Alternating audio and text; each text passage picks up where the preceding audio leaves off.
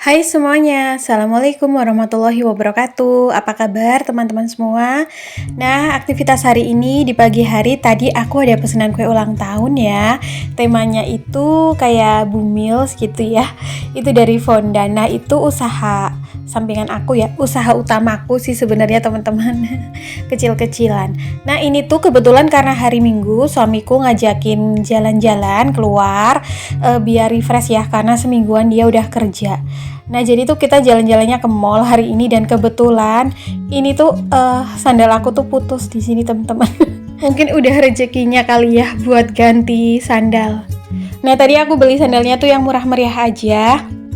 Sesuai budget, pakai budget tak terduga. Terus ini suami ngajakin untuk jalan sekalian survei harga.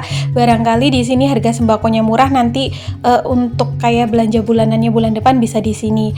Dan sekalian ya, karena stok cemilan di rumah itu belum dibelanjakan yang budget 100.000, jadinya kita cari cemilan di sini dan kebetulannya tuh cemilan di sini ternyata variatif banget dan harganya juga menurut aku lumayan murah, terjangkau. Jadinya mungkin nanti kedepannya mau belanja di sini aja.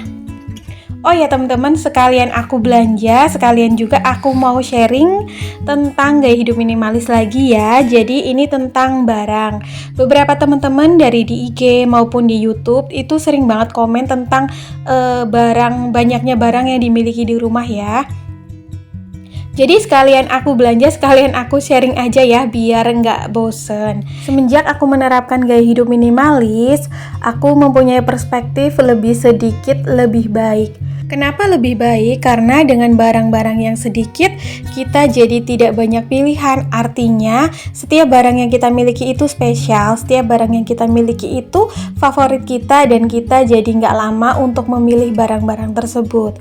Biasanya, kalau kebanyakan barang, entah itu baju, sepatu, ataupun tas, justru kita menghabiskan waktu lebih lama untuk memilih ya, karena semakin banyak pilihan itu menjadikan pikiran kita itu semakin ruwet, dan semakin sedikit barang yang kita miliki itu menjadikan kita lebih cepat untuk memutuskan segala sesuatunya. Semenjak aku menerapkan gaya hidup minimalis dan mempunyai perspektif lebih sedikit itu lebih baik, itu mengubah aku untuk berubah dalam perspektif melihat barang ya. Sekarang aku tidak lagi nih melihat barang dari barang-barang yang harus bermerek banget atau dengan barang yang mahal banget. Enggak, yang penting itu satu, cocok dan nyaman di aku ya. Artinya cocok dipakai, cocok terus harganya juga, terus apakah pantas di kita atau tidak, seperti itu. Lalu apa aja sih tips untuk mengurangi minat ataupun hawa nafsu untuk belanja berlebih terhadap barang tertentu? Yang pertama, biasanya aku akan mengurangi hal-hal yang tidak perlu dilihat. Gak sedikit-sedikit lihat toko online shop, gak sedikit-sedikit lihat influencer ataupun selebgram yang lagi bagi-bagi link ataupun racun barang-barang keluaran terbaru, gak menunggu-nunggu barang sale ataupun promoan di setiap minggunya.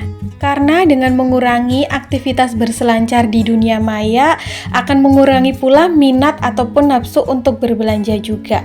Dan yang paling ekstrim dari diri aku adalah sekarang aku nggak memiliki marketplace satupun di handphone aku.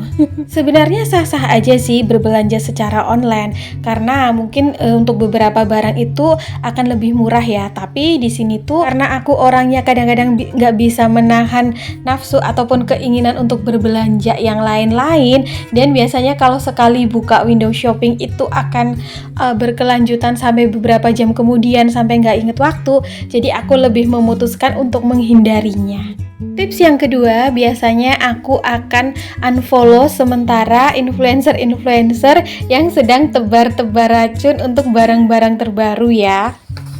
Sebenarnya bisa-bisa aja sih ngerem nafsu gitu loh untuk tidak membeli atau untuk tidak tertarik, akan tetapi kadang itu seperti agak susah untuk ngeremnya. Jadi sementara waktu kadang aku skip aja tuh. Aku lebih concern atau aku lebih fokus untuk melihat dan menonton beberapa tips yang memang bermanfaat bagi kehidupan aku. Karena memang di sini tuh tujuan aku gaya hidup minimalis atau menerapkan gaya hidup minimalis adalah untuk memperbaiki pola hidup dan gaya hidup aku untuk semakin lebih baik, teratur dan bisa berhemat gitu ya dengan penghasilan yang seadanya.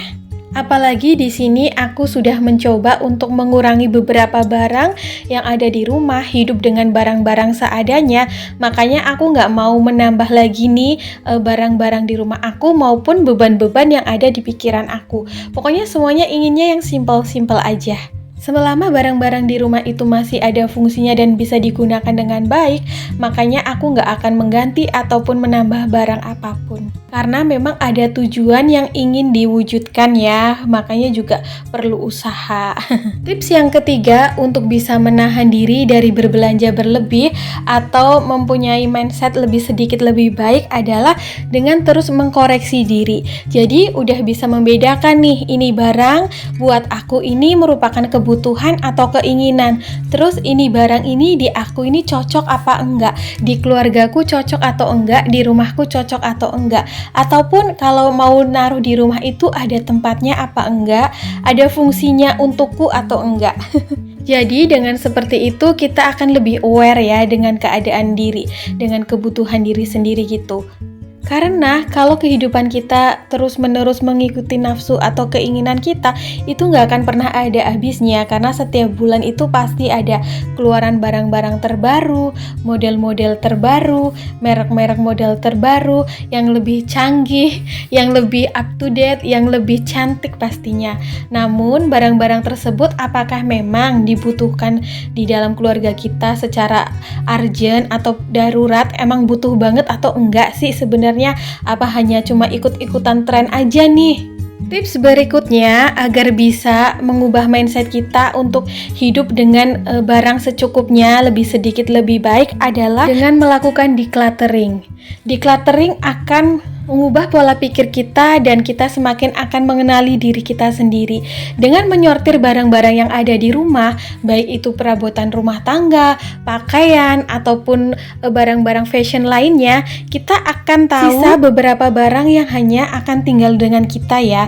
Jadi kita bisa mengenali nih, oh ternyata ini aja barang-barang yang aku butuhkan selama ini. Terus juga baik dari segi pakaian juga kita bisa mengenali diri sendiri. Ternyata ini loh pakaian yang cocok sama diri aku. Ternyata ini loh karakter diri aku. Karena biasanya karakter dan watak seseorang dan ciri khasnya itu bisa dikenali dengan pakaian ya, apa yang ia kenakan. Apakah orang tersebut itu merupakan orang yang simple, apakah orang tersebut itu cenderung glamor ataupun orang tersebut itu cenderung nyentrik. Pokoknya dengan decluttering kita nantinya akan menemukan beberapa jati diri kita dan karakter kita. Dengan memiliki sedikit barang, itu akan menjadikan kita menginginkan barang tersebut juga lebih sedikit. Kita nggak perlu lagi menghabiskan banyak waktu di pagi hari sebelum kita berangkat kerja untuk memilih baju ataupun pakaian-pakaian yang akan kita kenakan. Misal nih, kita hanya punya 4 sepatu. Saat kita mau bepergian tuh kita bisa memilih gitu ya, mau pakai yang mana. Tapi kalau misal kita punya 1 lusin atau 2 lusin sepatu, kadang-kadang tuh yang terfikir di benak kita adalah, aduh mau pakai yang mana nih, kayaknya semuanya udah pernah dipakai deh, aduh bingung, aduh kayaknya tuh butuh yang ini, atau kok merasa malah nggak punya sepatu ataupun nggak merasa punya baju. Karena terlalu banyak pilihan, makanya seseorang tersebut akan membutuhkan lebih banyak waktu juga untuk memutuskan sesuatu. Akhirnya pikiran menjadi ruwet, waktu juga akan terbuang lebih sia-sia, dan lebih lama memutuskan sesuatu ya, atau lebih lama memutuskan pilihannya.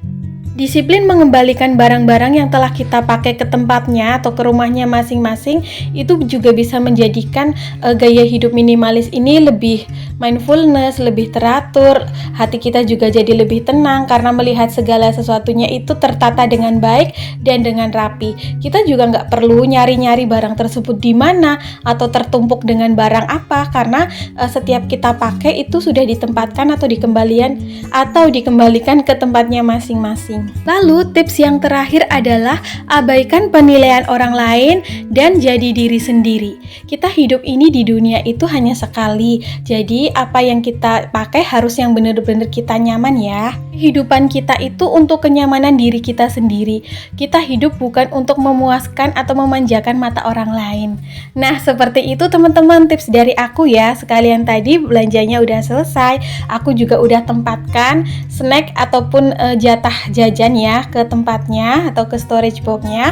Jadi memang dalam setiap bulannya itu aku ada jatah jajan yang aku anggarkan karena ngemil ataupun makan jajan itu bagian dari obat waras gitu ya. Saat waktu-waktu senggang sambil ngobrol sama suami.